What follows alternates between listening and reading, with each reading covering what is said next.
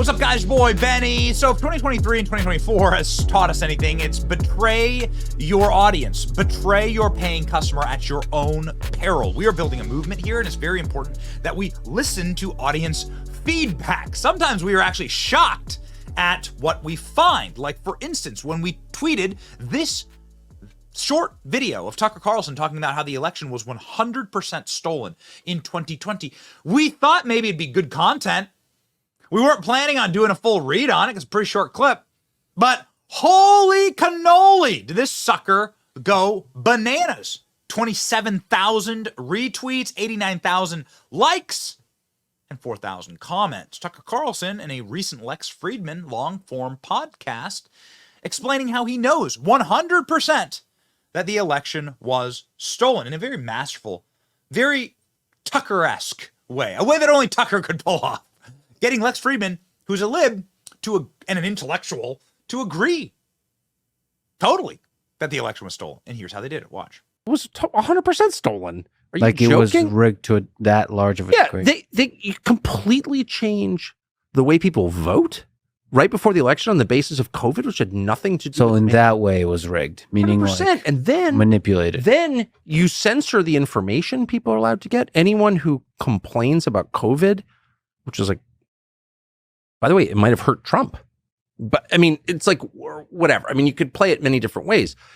You can't have censorship in a democracy by definition. Here's how it works. The people rule.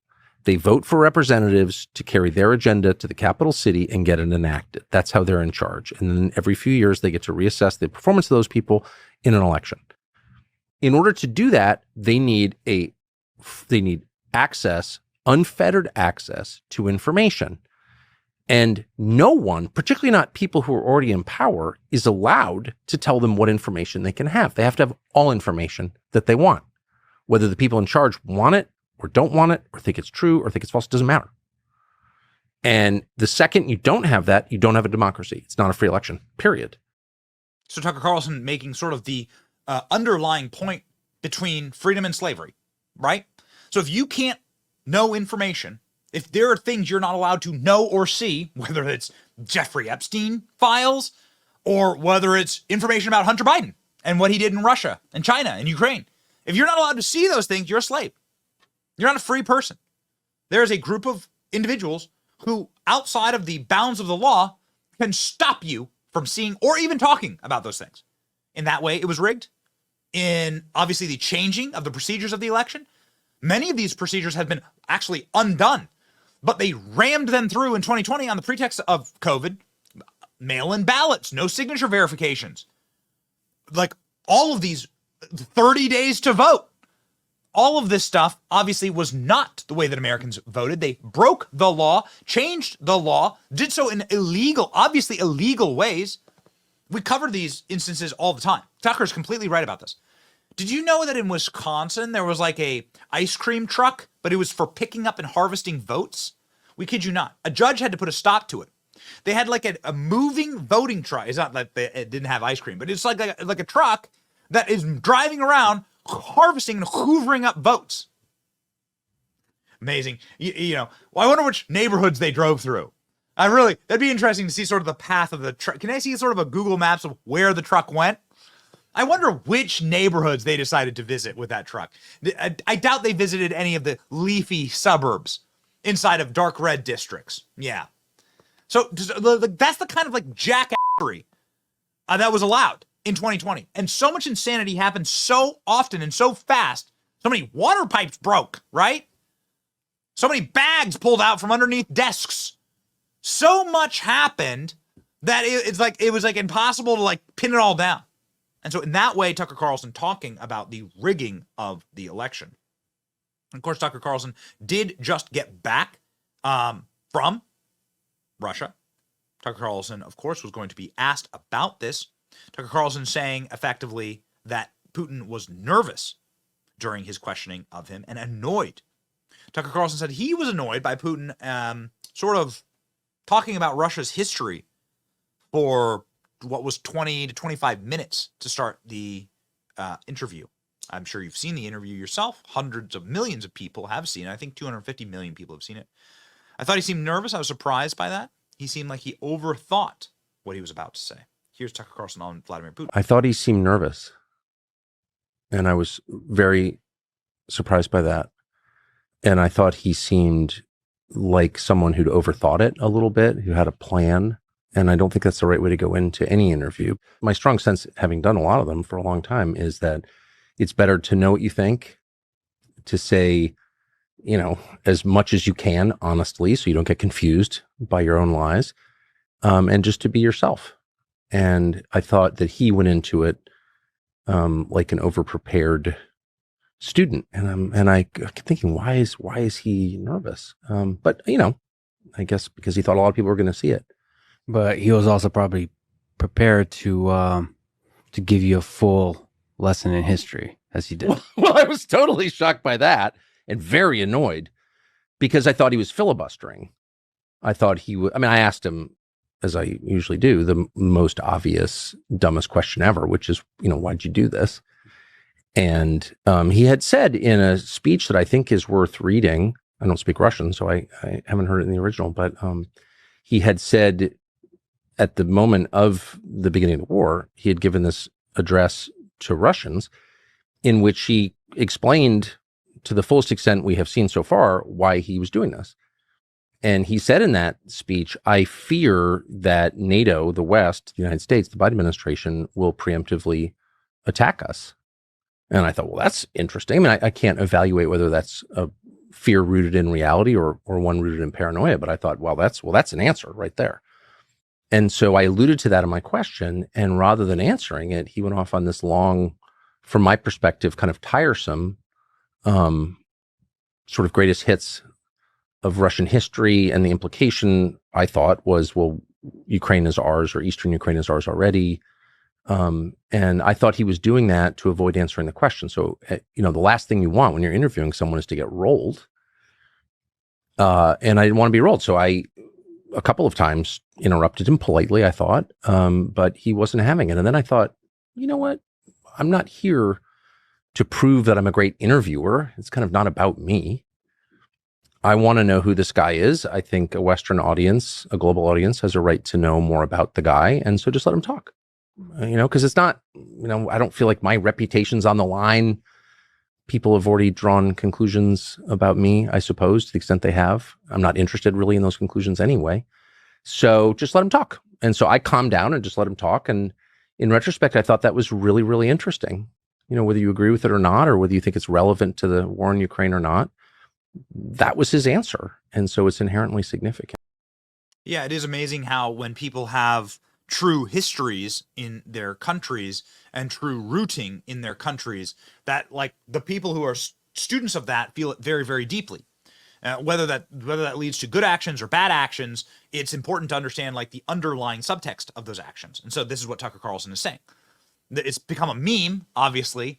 The Putin answer, the long-winded Putin answer about Ukraine's history. But what also should have become a meme is this hysterical interaction between Vladimir Putin and Tucker Carlson about the CIA meddling in presidential elections, in the president, obviously sort of undercutting this point about stealing elections and rigging elections. Putin then joked that Tucker Carlson wanted to join the CIA, something that I didn't know about. Possibly the funniest moment of the interview. Backing of whom? With the backing of CIA, of course. The organization you wanted to join back in the day, as I understand. We should thank God they didn't let you in. Although, it is a serious organization. I understand. My former vis-a-vis in the sense that I served in the first main directorate, Soviet Union's intelligence service. They have always been our opponents. A job is a job. So it's low-key troll of Tucker. We love Tucker, obviously. Bang the shields for Tucker. Defenders of Tucker. But that's hilarious. I didn't know that Tucker wanted to join the CIA, but although his father worked in the intelligence agencies, so it would like stand to reason, right? Yeah. I just like, and by the way, like these agencies have had very different iterations in American history. I think they are like profoundly evil today, or have evil people at the very tops of them who are corrupting them. I think that's obviously demonstrable and can be, of course, proven. And so, ladies and gentlemen, that was the funniest moment of that interview. The best moment of the Lex Fridman interview was certainly this: Tucker Carlson laying out the reality of the Ukraine war.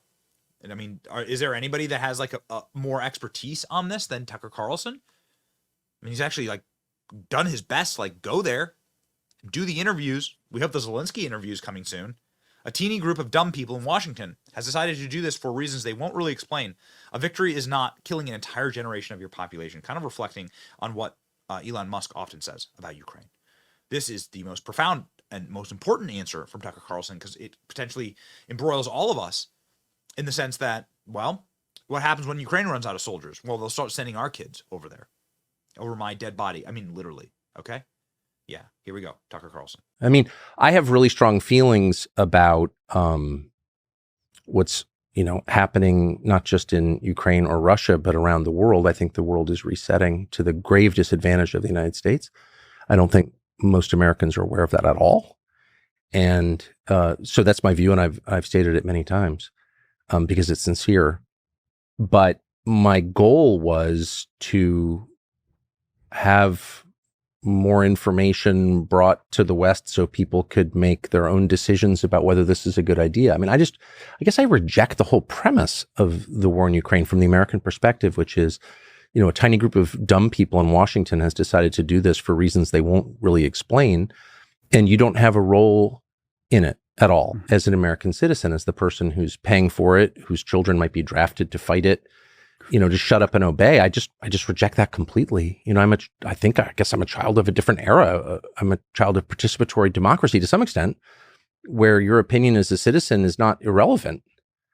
And so I'm just, and I guess the level of lying about it was starting to drive me crazy. And I've said, and I will say again, I am not an expert on the region or really any region other than, say, Western Maine. I just don't, I'm not Russian. And, but it was obvious to me that we were being lied to in ways that were it was crazy, the scale of the lies. And I'll just give you one example. The idea that Ukraine would inevitably win this war. Now, victory was never, as it never is, defined precisely. Nothing is ever defined precisely, which is always a tell that there's deception at the heart of the claim. But Ukraine's on the verge of winning. Well, I don't know. I mean, I'm hardly a tactician or a military expert. For the fifth time, I'm not an expert on Russia or Ukraine. I just look at Wikipedia. Russia has 100 million more people than Ukraine, 100 million. It has much deeper industrial capacity, war material capacity than all of NATO combined. For example, Russia is turning out artillery shells, which are significant in a ground war, at a ratio of 7-1 compared to all NATO countries combined. That's all of Europe. Russia is producing 7 times the artillery shells as all of Europe combined? What? That's an amazing fact. And it turns out to be a really significant fact. In fact, the significant fact. But if you ask your average person in this country, even a fairly well-informed person of good faith who's just trying to understand what's going on, who's going to win this war? Well, Ukraine's going to win. They're on the right side. And they think that because our media, who really just do serve the interests of the U.S. government, period, they are state media in that sense, have told them that for over 2 years. And I was in Hungary last summer talking to the prime minister, Viktor Orban, who's whatever you think of him, is a very smart guy, like smart on a scale that we're not used to in our leaders. And I said to him off camera, so is Ukraine going to win? And he looked at me like I was deranged, or I was congenitally, deficient. Are they going to win? No, of course they can't win. It's tiny compared to Russia. Russia has a wartime economy. Ukraine doesn't really have an economy. No, look at the populations. He was looked at me like I was stupid. And I said to him, I think most Americans believe that because NBC News and CNN and all the news channels, all of them tell them that because it's framed exclusively in moral terms and it's Churchill versus Hitler. And of course, Churchill's going to prevail in the end. And it's just so dishonest that it doesn't even matter what I want to happen or what I think ought to happen. That's a distortion of what is happening. And if I have any job at all, which I sort of don't actually at this point, but if I do have a job, it's to just try to be honest. And that's a lie. There is a more nuanced discussion about what winning might look like you're For right. sure. A nuanced discussion is not being had, but it is possible for Ukraine to quote unquote win with the help of the United States. I guess that conversation needs to begin by defining terms.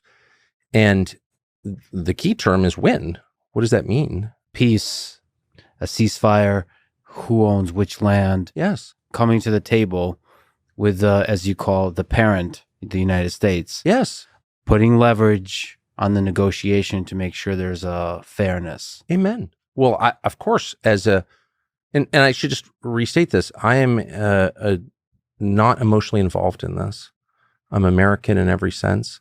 And my only interest is in America. I'm not leaving ever. And so I'm looking at this purely from our perspective, what's good for us. But also as a human being, as a Christian, I mean, I hate war. And anybody who doesn't hate war shouldn't have power, in my opinion. So I agree with that definition vehemently. A victory is like not killing an entire generation of your population. It's not being completely destroyed to be eaten up by BlackRock or whatever comes next for them. So yeah, we were close to that a year and a half ago. And the Biden administration dispatched Boris Johnson, the briefly prime minister of the UK, to stop it and to say to Zelensky, who I feel sorry for, by the way, because he's caught between these forces that are bigger than he is, to say, no, you cannot come to any terms with Russia. And the result of that has not been a Ukrainian victory. It's just been more dead Ukrainians and a lot of profit for the West. It's a moral crime, in my opinion. And I tried to ask Boris Johnson about it because why wouldn't I? After he denounced me as a tool of the Kremlin or something. And he demanded $1 million to talk to me. Wow. And this just happened last week.